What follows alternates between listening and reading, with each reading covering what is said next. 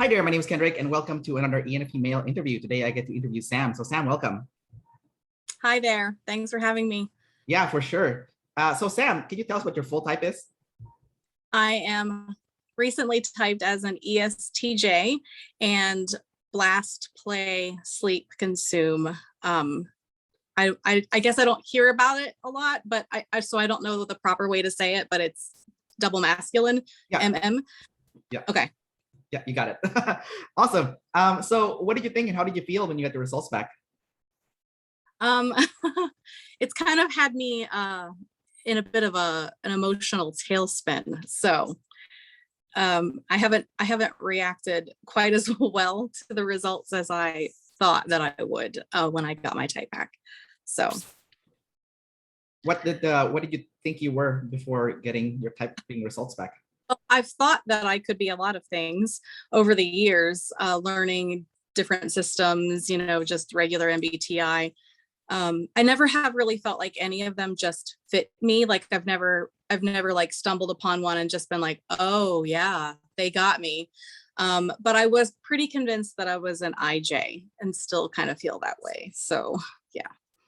I mean, technically you are an IJ. You're like an EJIJ, right? So I don't know. I don't know. I'm still trying to figure out all of this. So I see myself as an IJ. So right. I mean, because I'm an EP EJ, because I'm a jumper ENFP. So you could be both. You could be both, right? So well, when I found OPS, I was really hoping that I would have been found to be a jumper because I have struggled so much to find me, in all of this. So if you were typed as an EJ, that means your biggest focus is people, like it's people problems. Then do you relate to that? Like, do you talk about people all the time? Like this person, this person, this person? I do see that. Like, I know when I like call my husband at the end of the day, I know that I'm not like, oh, and the computer messed up and then the printer, so I know that I'm not speaking to him about those things, but I'm like, so I catch shoplifters for a living. So I'll be like, this person did this and this person did that, but I don't feel like I have people problems. I mean, people are my job. So I feel like what else is there to say about my day besides the dumb people that I catch, Right. But if you're an EJ, the people problem would be yourself, like not knowing yourself. So that would be like the people side of the problem. It would be like the identity. Right. I mean, I can see that. I feel like that is a sticking point for me as well. On one hand, yes, I couldn't see my type or haven't been able to see my type properly, but I feel like I know myself. I know my emotions. I know who I am. I don't bend myself for people. So I feel like there's not a meshing there for me. Gotcha. Based on my experience interviewing people, I did find that ENTJs and ESTJs tend to know their selves better than the ESFJs and ENFJs, in a weird way. Maybe because it's easier to see FI than TI.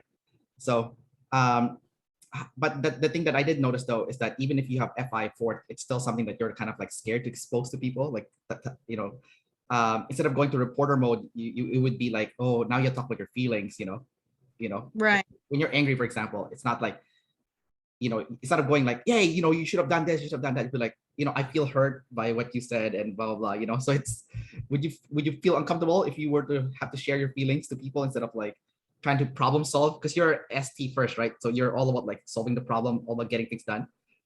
Right. I guess partially I kind of feel like,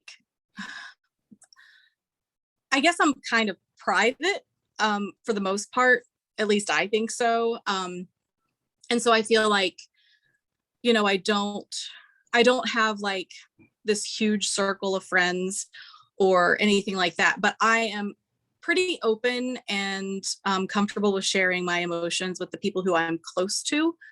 I usually am not like ushy gushy. My husband has always said that I'm crunchy on the outside and gooey on the inside. Yeah. Which I feel like does match with an EJ, especially an ESTJ. But I usually usually don't, like, I'm not in my day-to-day life, I'm like, oh honey, how are you, or anything. I don't think that I'm FE for sure, because I just don't speak in those like nicety languages. But I feel like I am comfortable with my emotions with those that I'm close to. I mostly operate in sarcasm though, and like self-deprecating humor, and so it's almost like an emotion for me. So I definitely don't have an issue sharing anger. Gotcha. Let's go over your parts. So since you are new-ish to ops, but you're aware of other systems. So the one thing that ops and other systems have in common is the cognitive functions, right? So I don't know if you've gotten a chance to study the cognitive functions even before ops. Yeah. But I mean, ops have they added some definitions to it to make it simpler. So let's Right. go over your first one, extrovert thinking. Okay. It's masculine. Right. And that one is obvious. Like right when we start talking, I'm like, yep, definitely masculine T. See, and that's, I see it. I don't see it yet. I definitely am aware of my SI. That's what I just knew I was going to be seen as like ISTJ, which I was like completely ready to accept. I mean, it would make sense because you're a double observer. So for you, the most obvious functions would be the SI and the NE, right? So, Right. But your first and fourth one would be the blind spot essentially. So let's I go. see the I. It's the TE that just completely. I was like, what? Really? No. Yeah. I mean, yeah. I mean, even if you're an ISTJ, you would use TE a lot too. But anyhow, so let's go with that masculine TE, which is the most obvious one. Like right when we started the interview, I remember like, oh yeah, you're definitely masculine TE. Like you definitely have like a bossy presence to you. Like like no nonsense bossy. What's that? My kids, they're always like, whatever is the one that is like the most intimidating, the most intense, the meanest one, that's you, mom. And I'm like, wow, thanks. How did you feel when your kids said that to you?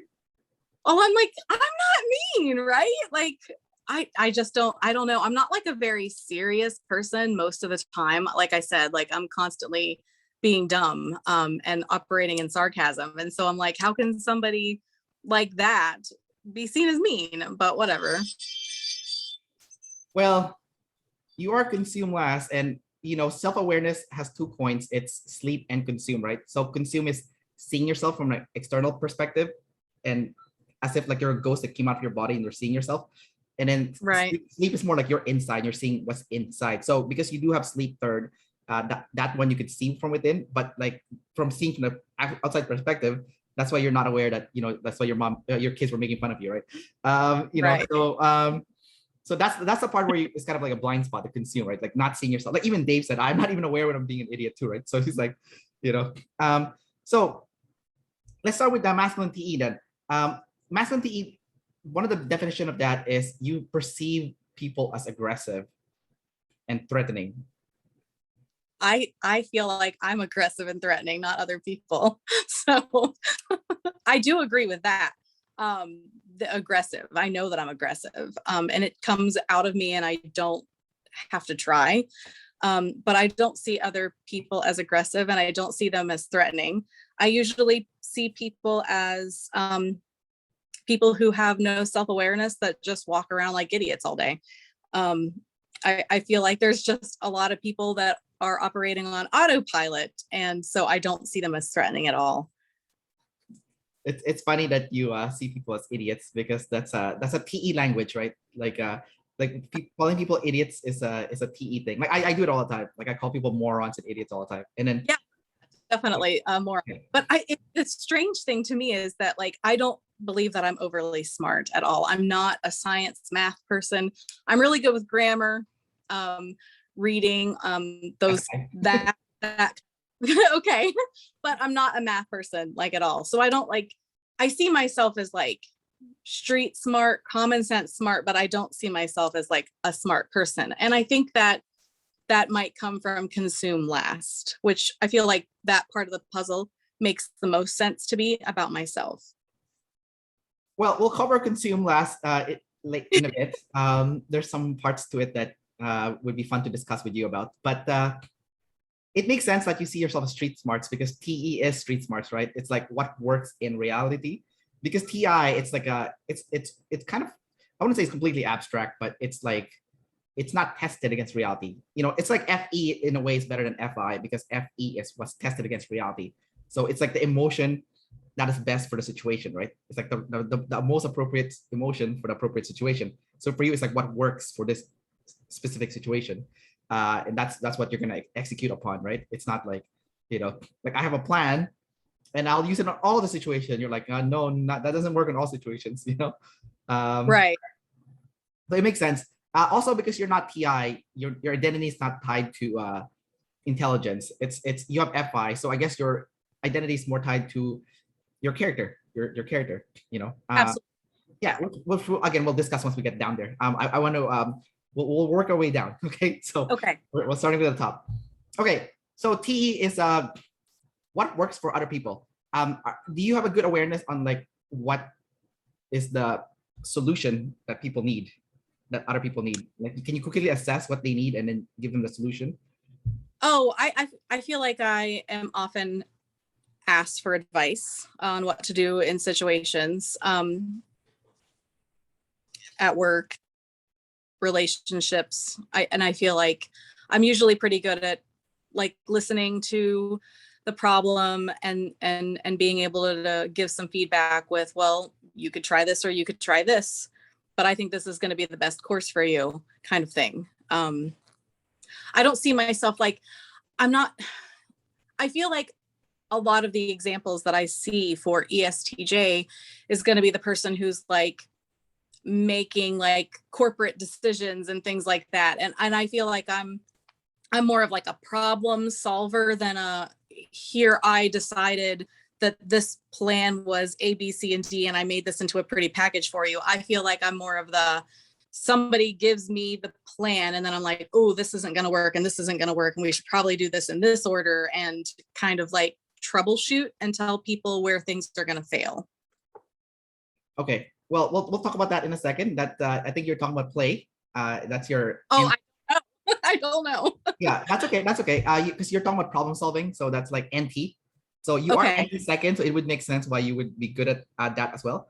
Okay. There's a lot of benefits to your type compared to like a standard ESTJ. You're not quite like the standard. You're like the crackhead type.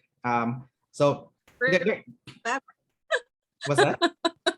That's fabulous. I'm a crackhead ESTJ. Yeah, it's okay. I'm also a fellow crackhead, so it's okay. We're both crackheads. I deal on a regular basis at work.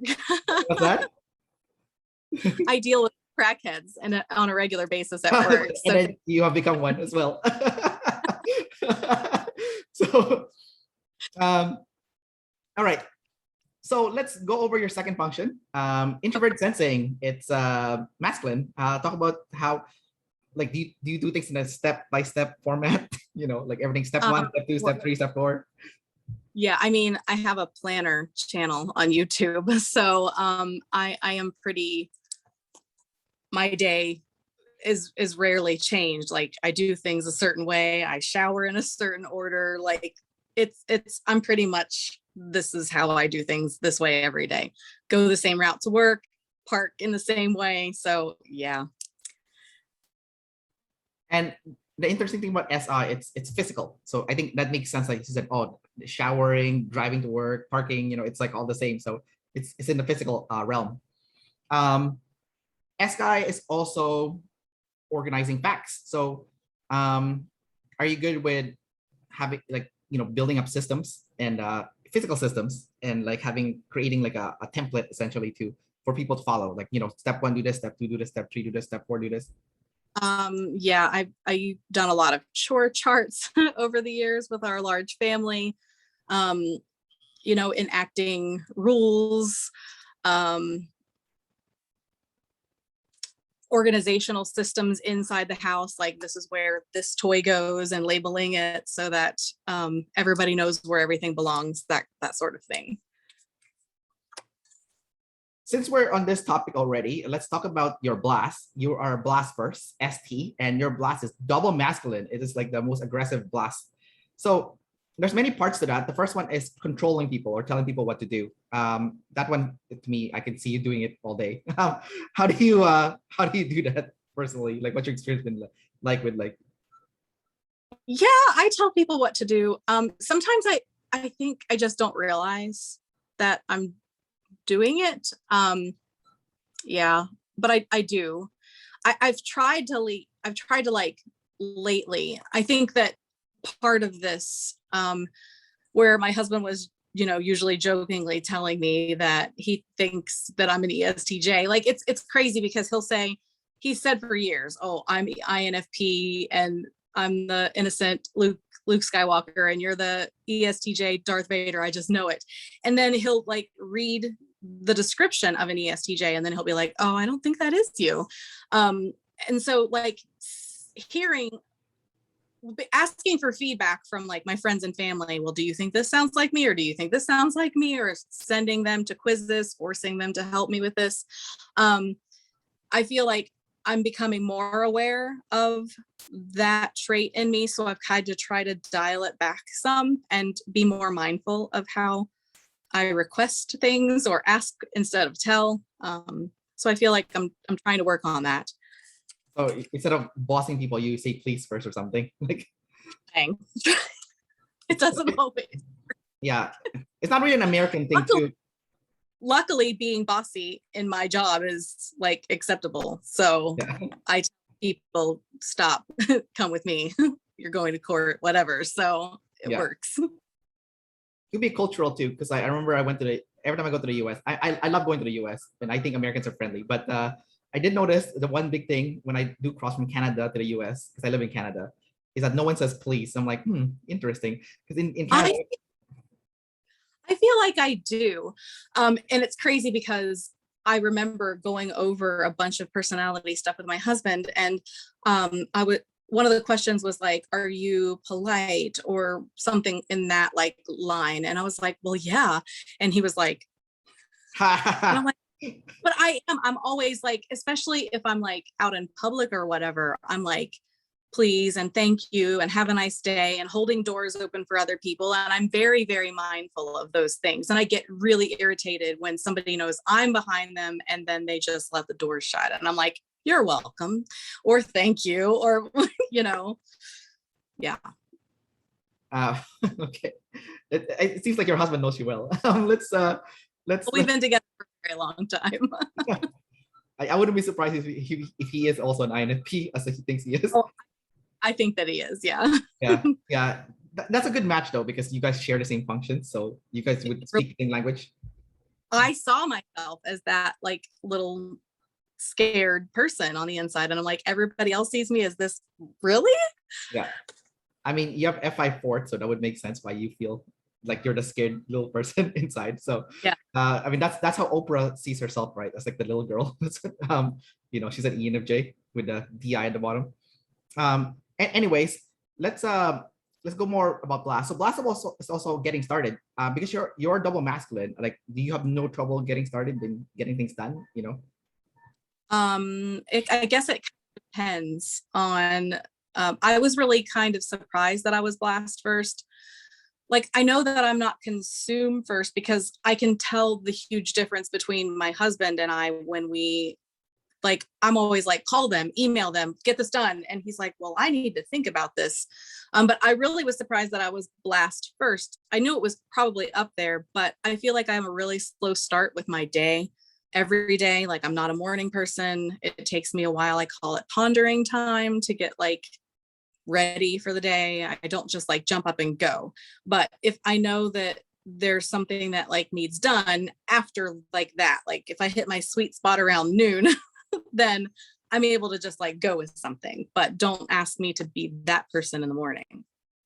Yeah. Okay. I mean, that could just be genetics, right? Like, some people are morning people, some people are not. So you're not a morning person. So that, all right, let's move on to your NE. Your NE is feminine. It's third, so you could see it. Okay. So it's gathering patterns and concepts. How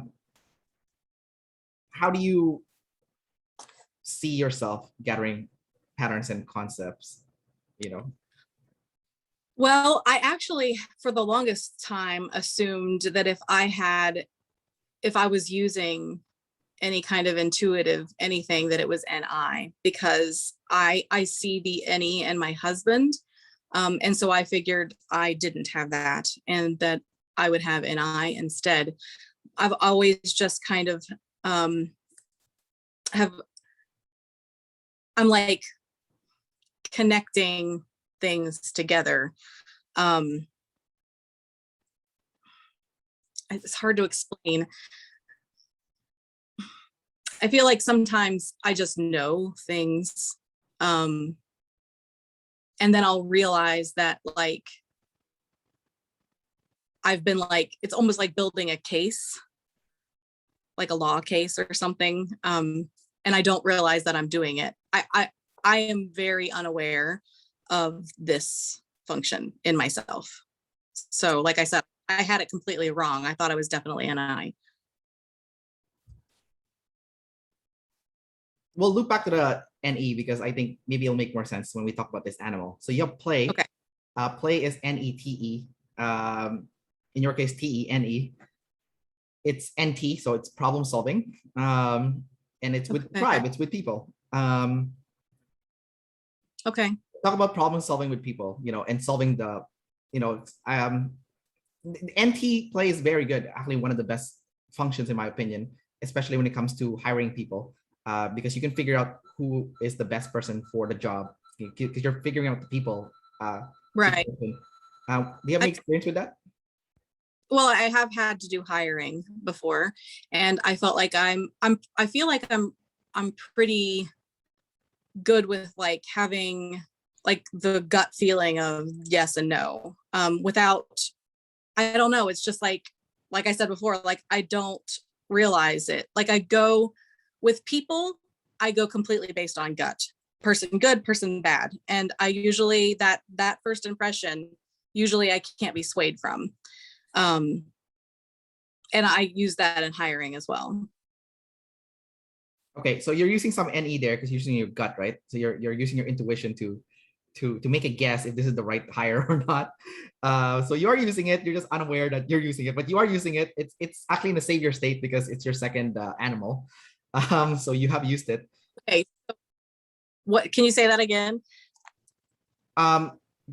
So NE, it's not completely a demon. It is a demon, but because your second animal play uses NE, then the second animal is a savior. Therefore, NE, you are hitting it in a savior state for one of your animals, which is NET or TNE.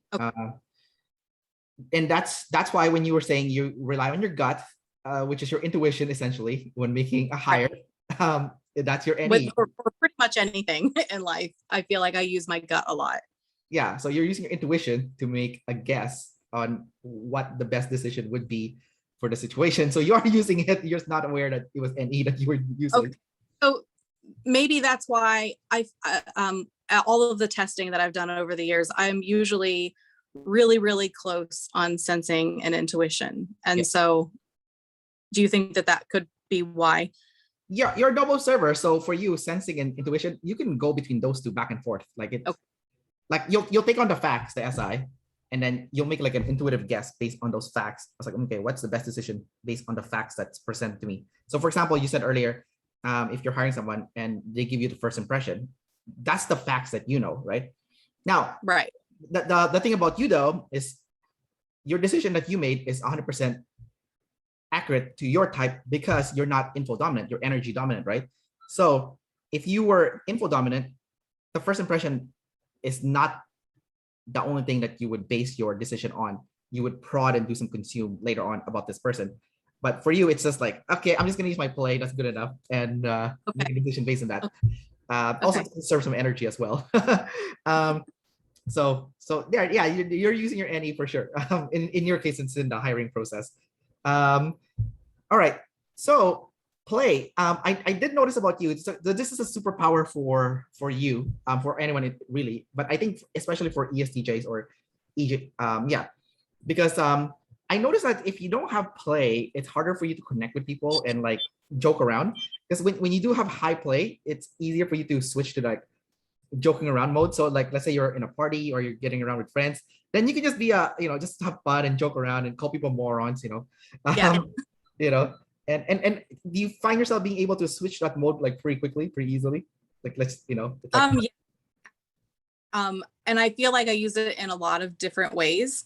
I use it when I'm comfortable with someone. I use it when I'm uncomfortable with someone. I use it to break the ice. I use it to break up a tense mood in a room, because I do feel like I can feel the mood of a room, and I'll like come in and I'll be like immediately like, whoa, this place is like completely tense. And so I'll use it to try to be like, hey guys, like, and just try to let's not, this is not a funeral home. Let's something else.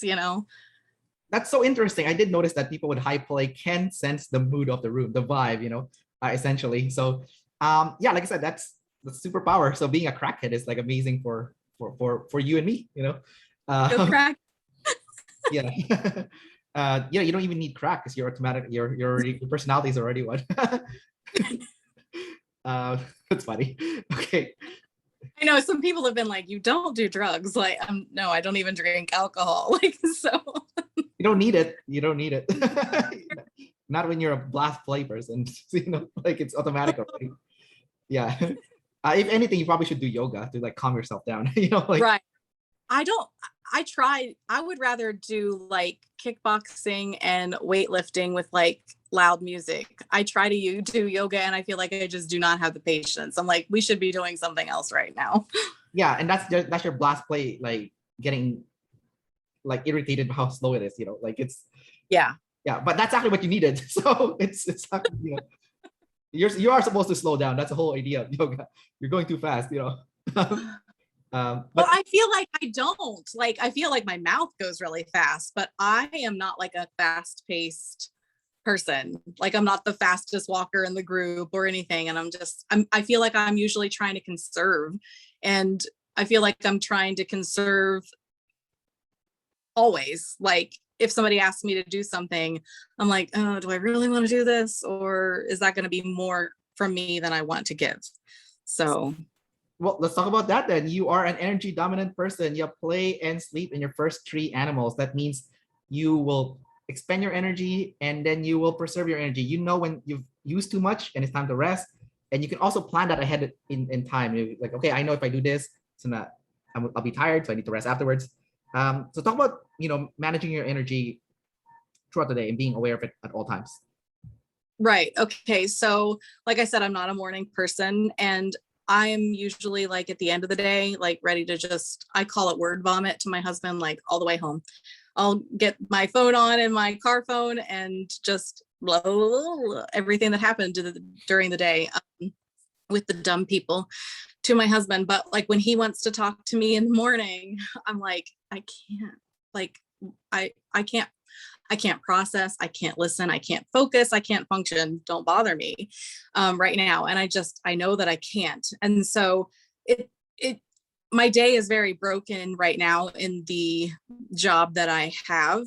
I used to have the same job, but I was the manager, and I don't have that position right now because it was taking so much from me. But I knew, like, in my day, so I'd come in, I'd make sure that nobody was scheduled in my office when I first got there so that I could just do the thing.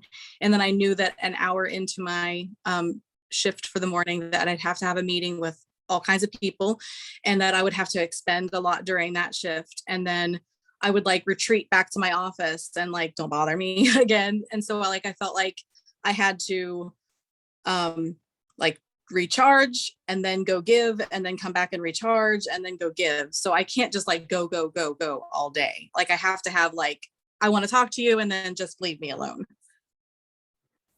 Yeah, sounds about right. So you're not the pure crackhead like me, like with the sleep last. So it's good that you do have the breaks, to go rest and make sure that you're not going too far with expending your energy, because you are going to expend a lot your blast play, right? So it's going to be like very cranked up. So it's going to be like a hard break for you when you use that sleep. Yeah. Let's go over your third animal then, since we're on this topic already. Sleep. It's SIFI or FISI. It's also SF. So SF is like the cool factor, what's popular, what's cool, but it's what you think is cool and what you think is popular. Okay, that makes a lot of sense. Yeah, because it's sleep, right? So you don't really care what other people think is cool. It's like what you think is cool. Yeah. So I don't. you kind of talk about some of the stuff that you were into, like you said, kickboxing and like loud music and whatnot. Metallica. So talk about the things that you're interested in, like what you personally think is cool, Well, I'm obsessed with Metallica and planning. Those things don't seem to go together at all. I don't feel like I'm not like a heavy hobby kind of person. Makes sense. I really feel like sarcasm is my hobby. Like, I love listening to music and I love making lists and planning and making YouTube videos about planning. But I otherwise don't have a lot of hobbies. I like to like walk in nature and kind of regroup, but not if it's too hot or too cold. But I don't like get into popular trends. I actually usually, like, for instance, if everybody's talking about a certain TV show, I am going to intentionally not watch that TV show because everybody else is talking about it. And I actually, for a while, thought that I have to be lead FI because of that. So if everybody's doing something, I'm walking completely the other direction. So what is popular to me, I don't care at all. Well, you do have consume loss also, so you're not going to be consuming anything to begin. Like it's going to be hard. Like the fact that you said, I don't really have much hobbies, or like, okay, yeah, consume less. Definitely don't. Right. You But like specific reading, I don't like to, like, I've read a lot about MTI, but I feel like I can't like get really deep into it. But like, give me a Stephen King novel and I'll read it in a day. So. All right, so there you go. You do know some of the stuff that you're into, like Stephen King novels, Metallica. Go ghost hunting or visit old abandoned places, that kind of thing. Yeah, but like, painting, crocheting, like hobbies, Yeah, and earlier, so I want to transition this to not transition, but like co-discuss. Earlier, you were saying you like kickboxing. So part of sleep, or in your case, it's SIFI, SF. It's doing things that makes your body feel good. Okay, like what makes you feel good? They use Wes Watson as an example of like an ESTJ, sleep last, that like really took care of his body. Now he's like ripped to the max, right? So what do you do for like exercise to make yourself feel better? Well, weights and kickboxing when I have the time and I feel like I can. Sometimes my day is so drained from the constant, like, for me at the place that I work, I'm on cameras that cover the whole store for my entire shift. And just that intense focus really drains me. So sometimes I come home and I feel like I don't have anything left to give. But when I do work out, which I do love to do, I have to remind myself, you feel so much better. Your anxiety is lower. This is what you need. I usually choose the things that feel aggressive, weights with like music set to the weight lifting, and it has to be like fast and loud. And the kickboxing, because again, it gets aggression out. So yeah. Those are my things. I did used to run, but it was really repetitive and I injured my knee doing it. So I don't run anymore. But I really struggle with things like yoga and just don't like it. Well, when it comes to exercise though, how consistent are you? Like how do you prioritize it as like a mandatory thing? Like if this is something like, this is something I need to do for myself because I love myself, like self-love, I am usually all in, obsessed, and like working out 6 days a week, or I don't work out for 6 months. Oh, I see. I see. So it's not a consistent like thing. Okay. It has been in periods of my life, but again, like it used to be that I didn't work away from the house and I had a very structured schedule, and every night at 7:00 I worked out. And now that my schedule is sometimes earlier in the day, later in the day, if I get up in the morning and it's my ponder time, it's really hard to then force myself to come downstairs and do the thing when I don't want to do anything at all. So it used to be easier to slot it into my schedule. And now it's either it's in the morning and I'm like, I'm not ready for this, or I'll be home from work and so drained from all of the intense, scrutiny of finding this and this and this at work that I feel like I'm too drained to then give more. Gotcha. What about your nutrition? Do you eat like pretty good? Like lots of Yes, and vegetables? No? I'm mindful. I'm mindful of it. I sometimes do let stress get to me, like we just had like a really crazy shoplifter that got really, really mouthy and got me all up and fighting with them, and not like physically because I'm not allowed to touch them, but I definitely fight them with my words. And then we'll be like, okay, everybody want a lemonade and a candy bar, so my nutrition isn't like 100%, but it's the trying to be mindful of making sure that you have proper nutrition and a meat, a vegetable, and a starch with your meal. So Gotcha. Okay. I'm just asking because it's part of FISI, right? Like, eating the right food that makes you feel good, like that, like, right. Not I've just it tastes good, but like it feels good. You feel good. Right. Yeah. Oh, you mean like comfort? No, we're not talking about comfort food, because like so people with high consume would just eat anything, right? And then like if it's like bad for you too, they will just eat it, right? Well, I'm very picky, which is difficult for a person who has gained weight from hormone issues to say, but I'm like very specific about the kinds of foods that I will eat. I have a lot of not like food rules and foods that I won't eat. And I'm very aware of how food makes my body feel. And if it makes my body feel bad, I don't eat that food. And I also, for like long periods of time, like for 6 to 8 months, I'll eat oatmeal for breakfast, kind of like, yeah. Yeah, it's okay. I mean, a lot of things you're describing right now is like the IJ in you, right? Because you're an EJ IJ, right? So if you're blast first, you are automatically an EJ IJ. Because if you were play first, you would be an EJ EP. So Okay. So your subtype is IJ. And when based on what you're saying, you have trouble switching gears in a spur of the moment. Like it has to be planned and in a routine. Oh, definitely. So, yeah. Yeah, because like you said that you would work out 6 months and then something will happen and screw up your schedule, and then now like you won't work out for another 6 months, right? So like if you were like an EJEP, it would be like, oh, my schedule got screwed up. That's okay. I'll just squeeze it in somewhere else. Like it's like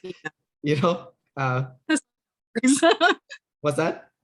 That's not how it works for me at all. Yeah. Yeah. That's why you're an EJIJ, because like it's like strict to the routine, Yes. The EJEP is like, okay, I'll fit it here. I'll do maybe this one, Yeah. No. Yeah. All right, so let's go over the next part now. Not next part, sorry. Back to the SF. So part of SF sleep is also emotional processing. So like thinking about your feelings and understanding, what made you feel a certain way, and kind of like understanding yourself in a manner that you can see your reoccurring patterns, essentially, like reoccurring, like okay, I this keeps happening to me, and when this happens to me, I feel like this. And it's like reflecting back into the past and seeing things that happen to you, and kind of like understanding, watching all the events and understanding how each of those events make you feel. And then from that knowledge of how you felt from each of those moments, then you can make a better decision so that you don't feel bad anymore moving forward. Is that something that you've given some thought? Taking some time to like just think about how you felt, like things that like would trigger you emotionally, and kind of like work through it in your head, like revisit it. Well, I feel like a lot of things that trigger me emotionally. I feel like I'm a very emotional person. And I mean, it's not that I haven't been blessed, but I've had a lot of rough things happen in my life from very early in my childhood. And I kind of feel like I'm just one of those people who bad things happen to. And so I kind of see that pattern. I definitely will cling to the negative. And when something bad will happen, I'll be like, well, that's just how my life goes. Like, again. So I feel like I'm very cautious in like times of ease or times of like extreme happiness, like, get ready for it. Here it comes. And so I definitely see patterns like that. And I get very scared of feeling any kind of contentment.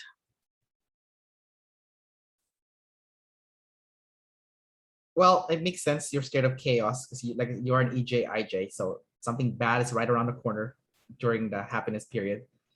So that makes sense. I don't know if you listen to Brene Brown stuff. No, but somebody recently pointed me to listen to her to try to help understand me, which I saw her type and I was like, well, that's not my type, so I don't understand. But yeah, but she's close to you. She's blast play sleep with you also.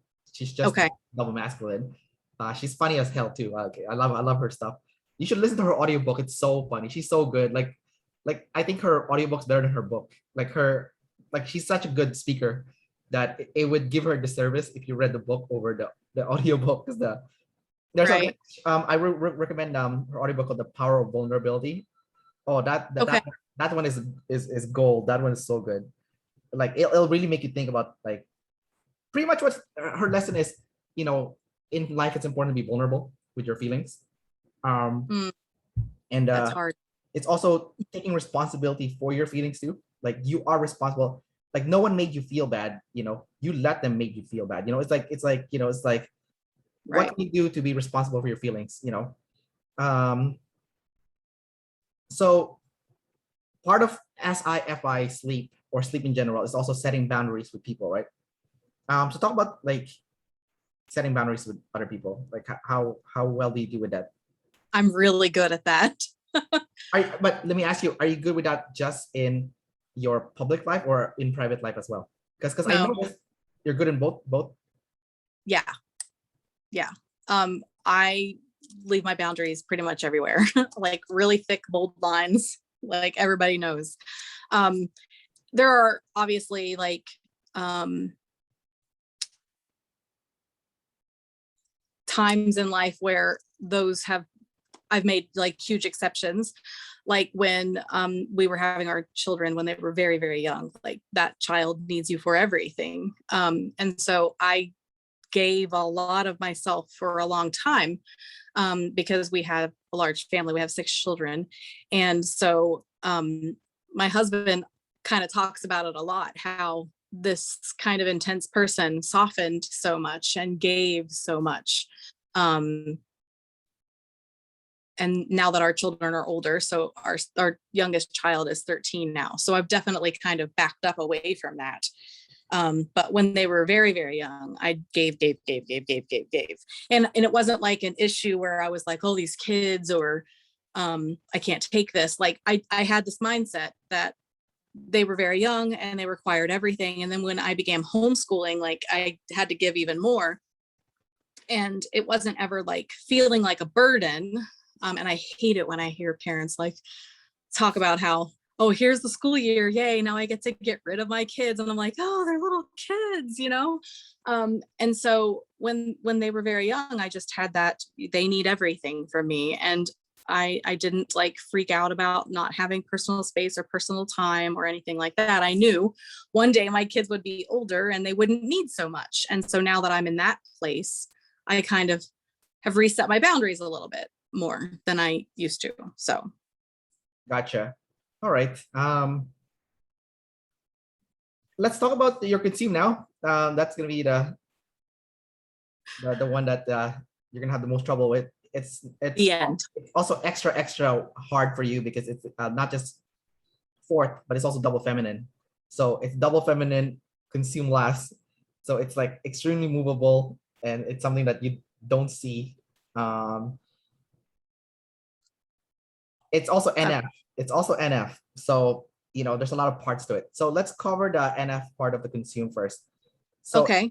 NF is correlated with purpose, mission, meaning. Is that something that you've struggled with? Is finding meaning and purpose in your life? Wow. Like, I feel like I'm going to cry. I'm so sorry.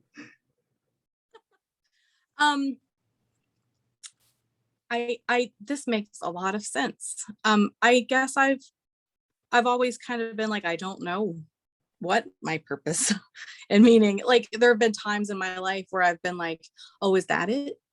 Oh, is that it? And then I'm like, oh, I don't know, maybe that's not it. And it's like, I feel like it's really important. And it's really always been difficult for me when there are people who like will just like rush into a room and, they'll be like, well, in those like settings where you have to like do like the get to know you kind of games in a room of people that you've never met before, like when different organizations come together and they play these games and they'll be like, well, what is your purpose in life? Or what did you want to be when you grew up, or any of those things? And I would cycle through those things so much. Like, I wanted to be a lawyer, and I wanted to be a teacher, and I wanted to be a counselor, and I wanted to be a police officer. And then I was like, oh, I'm a mother. And then I was like, well, is this my purpose? Or is there something else? Am I supposed to be doing something that I have never done? And in like the questions that you are asked to talk about, to do your typing and all of that, it was like, well, what do you want to do with the rest of your life? And I'm like, be at peace. I don't know. Like, I don't have like, this is what I want to be when I grow up. And I've always really struggled with that. Like, how do people just know, like, this is my goal and this is what I want to be and this is my purpose? And I'm like, how do you know this? And to know that that is part of like my authentic self, that I just don't have, that is like one of those punch you in the gut kind of things, Right. Okay. You'll like this next part then. Okay. Okay. NF consume means gathering new information, not known. Okay. Therefore, meaning is found from the new, not the old, the new, so completely foreign and unknown.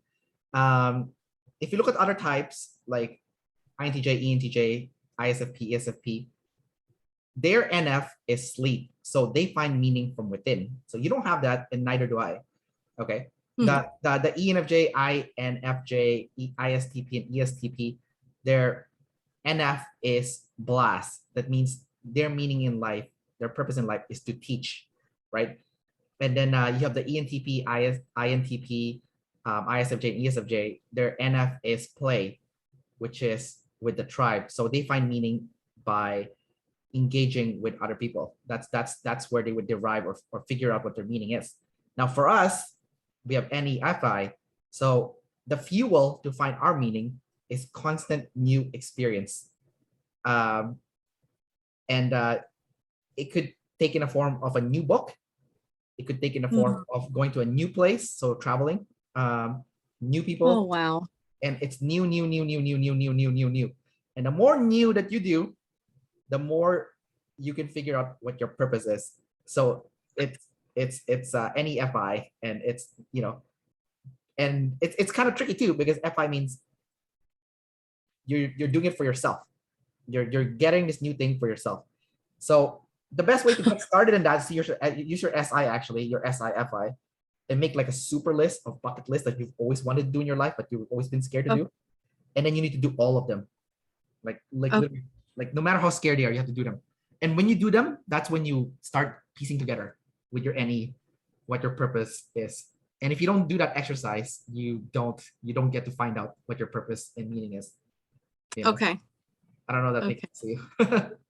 Well, it does. It explains a few things. I feel like I'm so like I'm like the faithful friend, I'm true to my people, and I don't like when I met my husband very young, like, and I knew that he was the one, like, I never veered from that. Like, I knew that this is what was my life. But in every other aspect of my life, I'm like, oh, the newest phone and the newest car, and I want this new shiny thing, and I'd like to try this new thing because I haven't tried it before. And I always see those new possibilities as like, oh, this is what's missing. And then when I get them, I'm like, well, that wasn't as fulfilling as I thought that it was going to be. But I'm like always looking for that thing, that new experience, which I felt was very opposite of the rest of my personality. I think you were onto something there. Like you kind of started your journey, but you never quite finished it.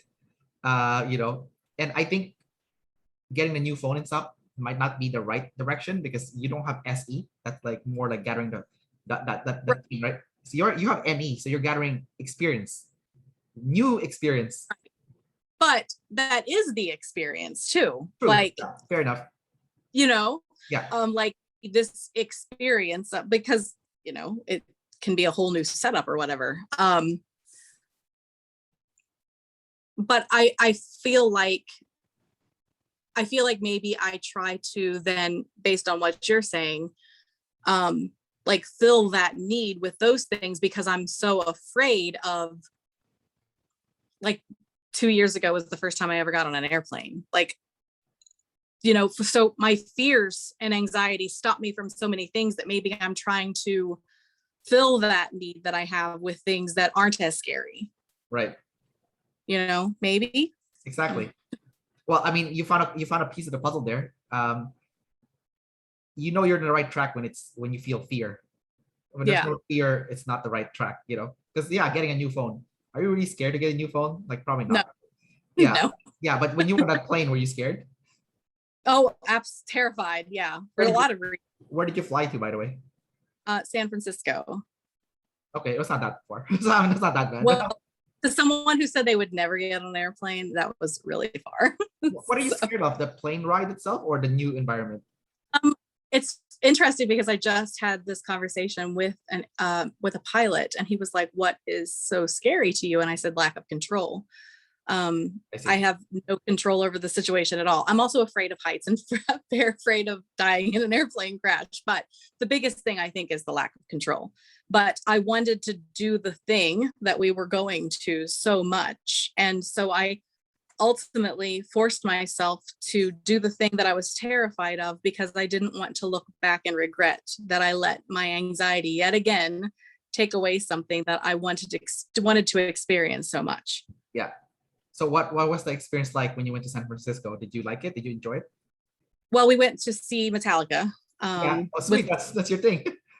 With the symphony. So it was everything and more than like we still sit here 2 years later, like we were there. Like when we listened to the album, like we were sitting there while they made that album. And it was, so they're doing a 40th anniversary this December in San Francisco, and I'm getting back on a plane. So there you go. So it looks like you're starting to piece, like you've had a shard of the bigger picture, right? The piece of the puzzle.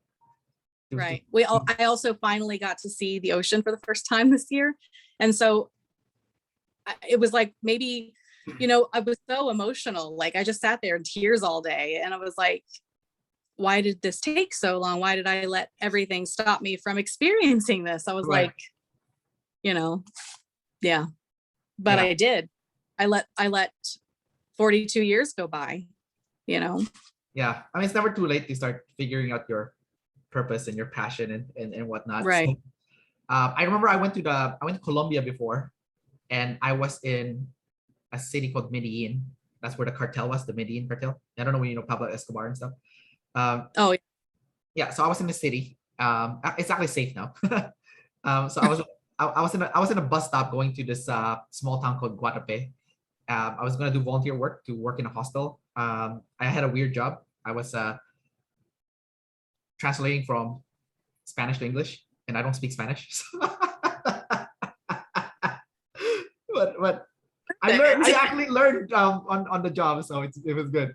Um, I'm an EP, so I just jump into this kind of stuff and whatever. Wow.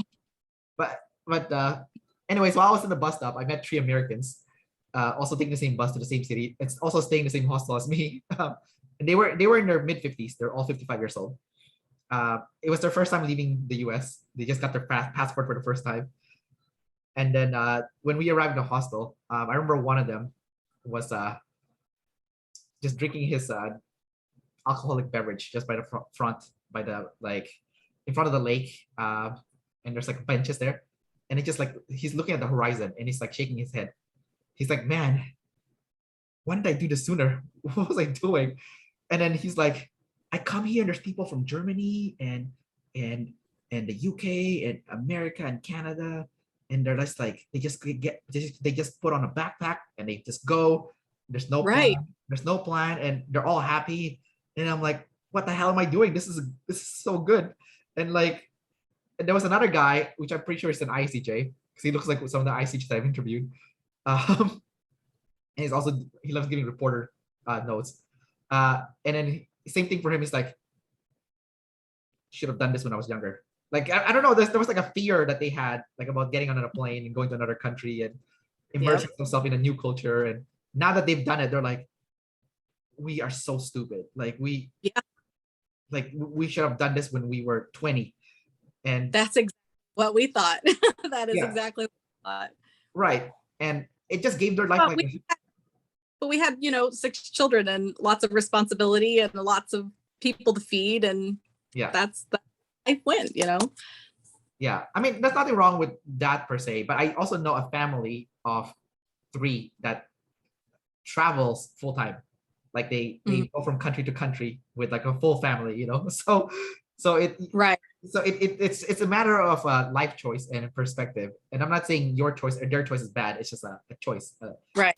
Well, that's something I have talked about, like when all of our kids are grown and we don't have all of them here to take care of, that we're just really talking about like getting an RV and just traveling the country. Like that's what I want to see in my future more than I have seen.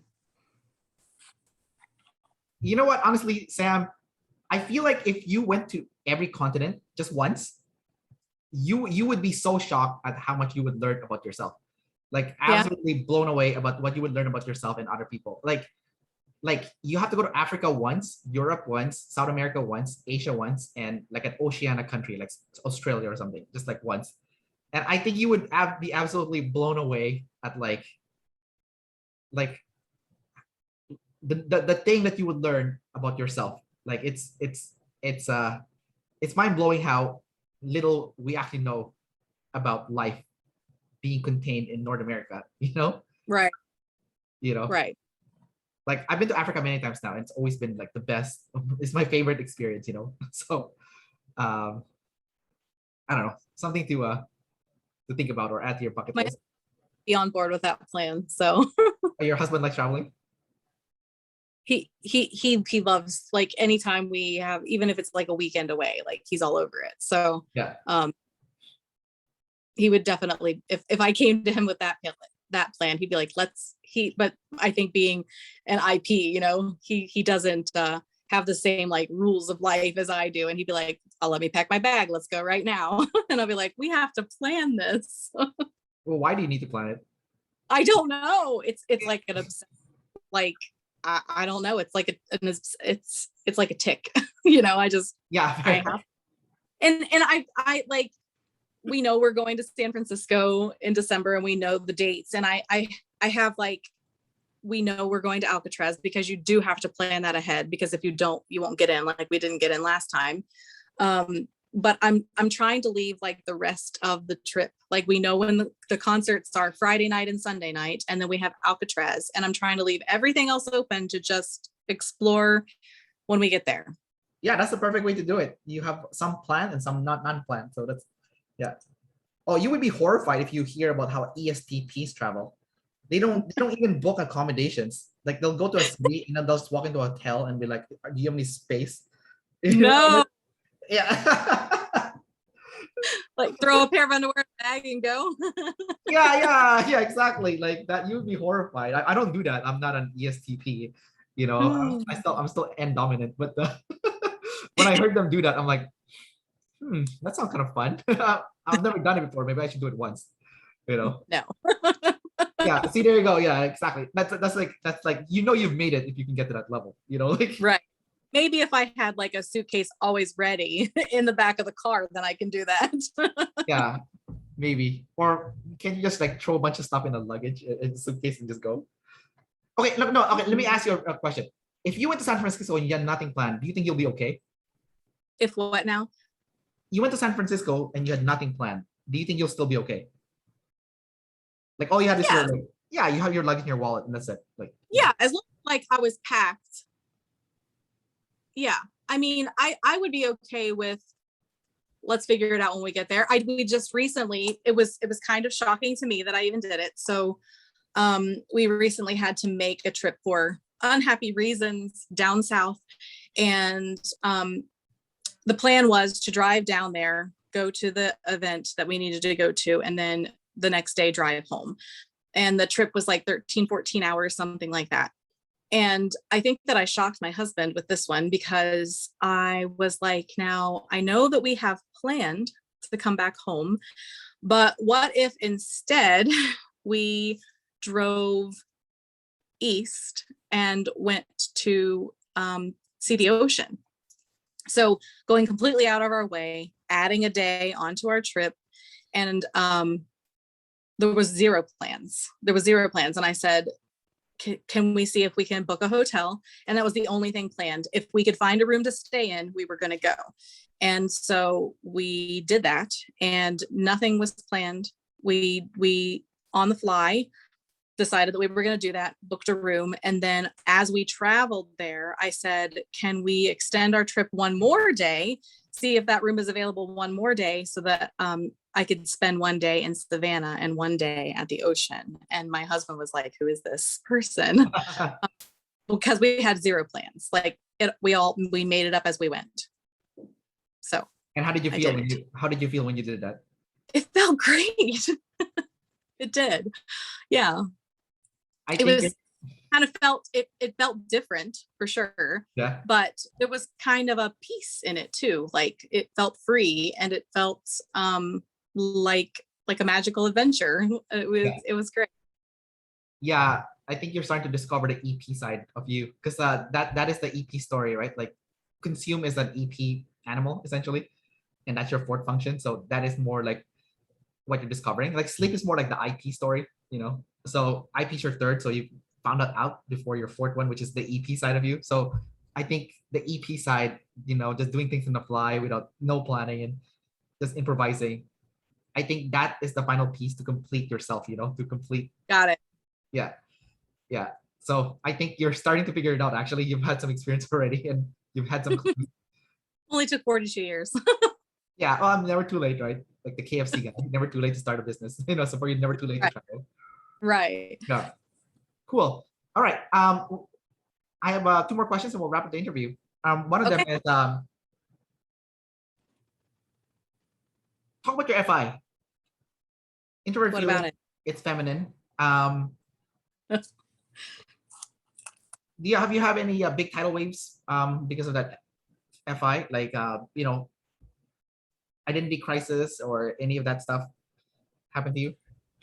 Identity crisis? Yeah, identity crisis or self-loathing. Usually those are what's correlated with. I have zero identity crisis, except for like maybe when I got my type back, like that's what they think I am. Because I was so sure of IJ. But self-loathing, pretty much, it's like I'm kind of like one half of me is self-loathing and the other part of me knows that I'm a good person. Like I don't think that I'm a bad person, but I always just see where I'm lacking, where I'm not enough, and I feel bad. Like I'm always like telling my husband, like, I'm sorry that you chose me. Like this is a crappy way to live your life. And it's like, it's not that I think that, like, I know my strengths, like I know that I'm an honest person, I know I have integrity, I know that I'm a good friend, but I just don't feel like I'm enough. And so it makes me feel bad for others in my life that they have me to deal with. So self-loathing for sure. Have you never had a time in your life, like an extended period, where you were 100% alone and you just had to fend for yourself? Like lived alone? I've never lived alone. Yeah, live alone, just be alone. Like I think that feeling, that self-loathing that you're describing, not enough and whatnot, could be a result of lacking that self-trust, that you can make yourself happy, I feel like I could be I feel like I could be content alone. I just, I mean, I grew up and had siblings, and yeah. my husband, I mean, it wasn't like I was looking for my husband, but we met very young and then married very young. And so I've just never lived alone. But yeah, I don't think that it's that I feel like I could be content. Like I've always said that if something ever happens to my husband, I'm not going to like seek another mate. Like I'll just live alone at that point. Okay, let me rephrase the question. Have you ever had a time in your life where you felt like you were so badass? Oh, wait. That like I kick butt? Like you were such a cool badass person. Like that's halfly your opinion of yourself. All the time. You feel like you're a badass person? All like every day. That's a good thing. No, that's a good thing. I mean, you should see me in action when I take down a shoplifter. So, okay, no, there you go. That's a good thing. There you go. So I usually have everybody staring, and then I'll walk by and they'll be like, "You're awesome! Look at that! You rock! Yeah, you took him down!" And I'm like, "That's right, that's me." Yeah. But if you didn't get those cheers from your coworkers, would you still feel like you're a badass? Oh yeah, absolutely. Yeah. Okay, it cool. kind of me sometimes because I forget that there might be other people around watching. Yeah. And on my inside, I'm like, that's right. And then I'll walk by and then people will be like, "Oh, I saw that. That's so awesome." Yeah. And I even think that they, I forget that there are other people in the area, Yeah. Okay. No, that's super cool. All right. And then let's go with the last question. The last question is for you to consume. Do you have any questions for me to wrap up before we wrap this interview? Any last minute questions for you to use or consume? I guess only the most dumb one. So you think that my typing is accurate? I think your typing is 100% accurate.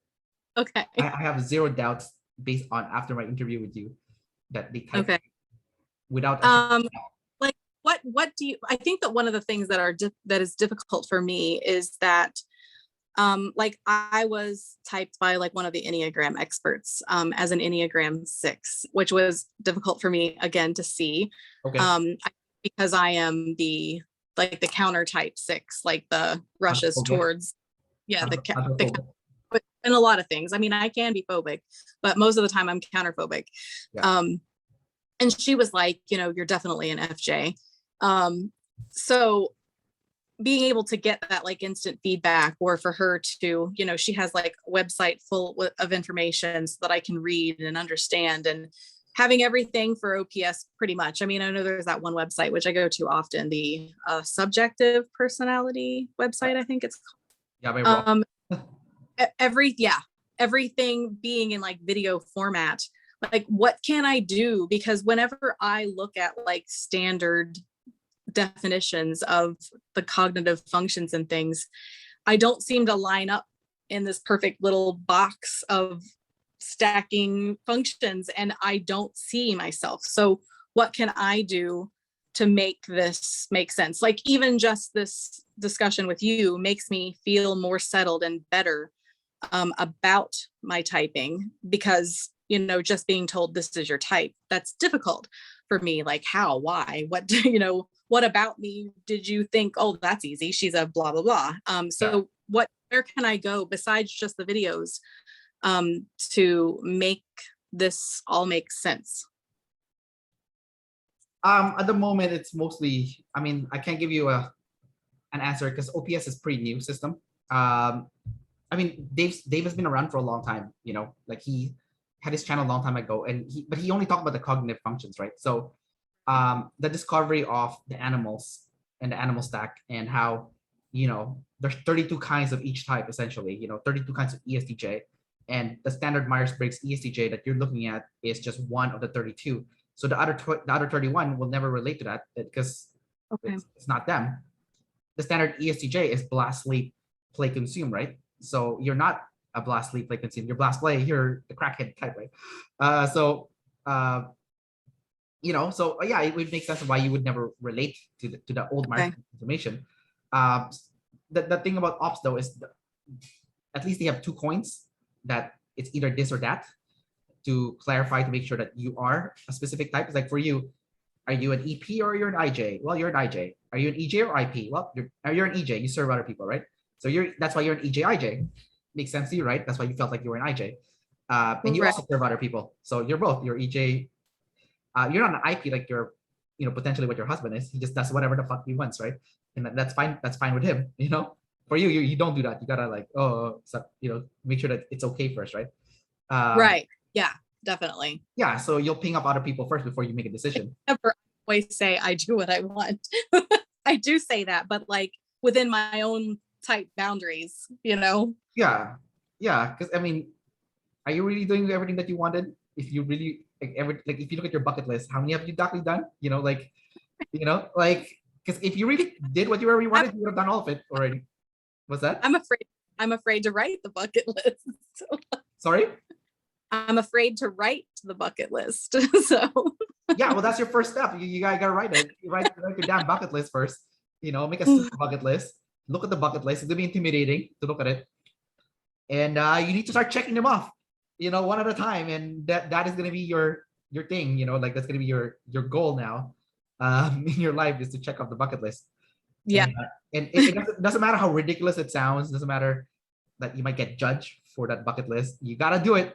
You're doing it for you, right? So that's like the EJ story, like you don't like, can't do it for yourself, right? I'm an EPEJ, so I am an EJ like you, in a sense, but because I'm double decider, I still know what I want to do. And like my mission in life is to go to every country in the world. So there's 193 UN recognized countries, and I've been to 89 of them. So like I'm pursuing my goal, essentially. You're doing good. You're doing good. Yeah, I'm chipping away at it, right? So, and that fuels me to keep moving. So when I'm having a bad day or like having conflict with other people, just think back, okay, does any of these actually matter?